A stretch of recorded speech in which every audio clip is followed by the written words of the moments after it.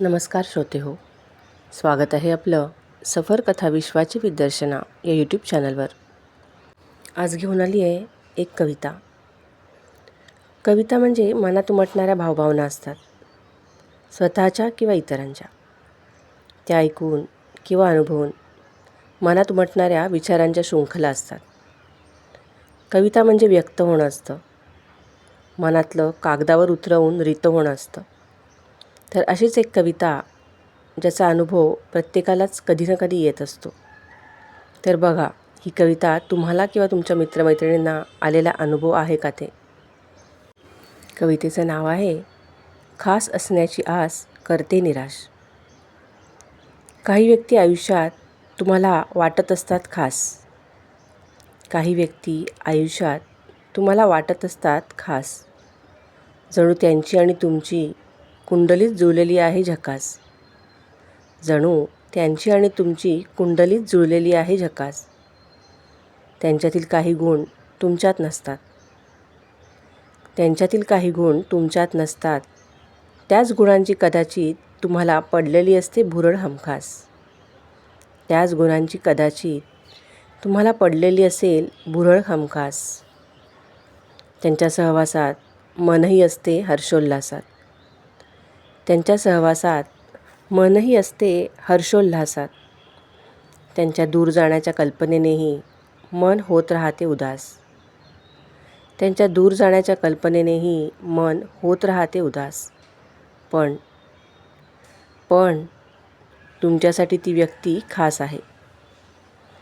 तिच्यासाठी तुम्ही खास असावे हा अट्टाहास करणे चुकीचे आहे. तुमच्यासाठी ती व्यक्ती खास आहे. तिच्यासाठी तुम्ही खास असावे हा अट्टाहास करणे चुकीचे आहे. तिच्यासाठी खास इतर अनेक आहेत. तिच्यासाठी खास इतर अनेक आहेत. तिचा केवळ तुमच्याशी सलोखा हा तुमचा भास आहे. तिचा केवळ तुमच्याशी असलेला सलोखा हा तुमचा भास आहे. तिच्या असण्याने तुम्ही सुखावता. तिच्या असण्याने तुम्ही सुखावता. तिनेही त्यात सुख मानावे हा हट्ट म्हणजे मैत्रीचा ऱ्हास आहे. तुम्ही तिच्या शब्दांना खरे म्हणून अडकता. तुम्ही तिच्या शब्दांना खरे म्हणून अडकता. तुम्ही अडकावे असे तिचे म्हणणे नसते. तुम्ही अडकावे असे तिचे म्हणणे नसते. ती तुम्हाला सहज गृहीत धरते. ती तुम्हाला सहज गृहीत धरते.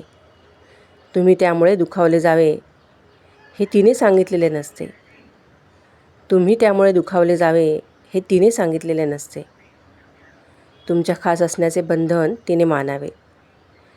तुमच्या खास असण्याचे बंधन तिने मानावे हे चुकीचे आहे.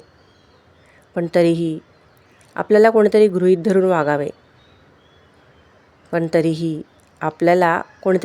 धरून वागावे.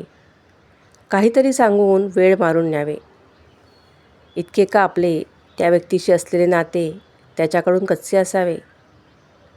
इतके का आपले त्या व्यक्तीशी असलेले नाते त्याच्याकडून कच्चे असावे. ती व्यक्ती आपल्यासाठी खास आहे हा आपला चॉईस आहे. ती व्यक्ती आपल्यासाठी खास आहे हा आपला चॉईस आहे.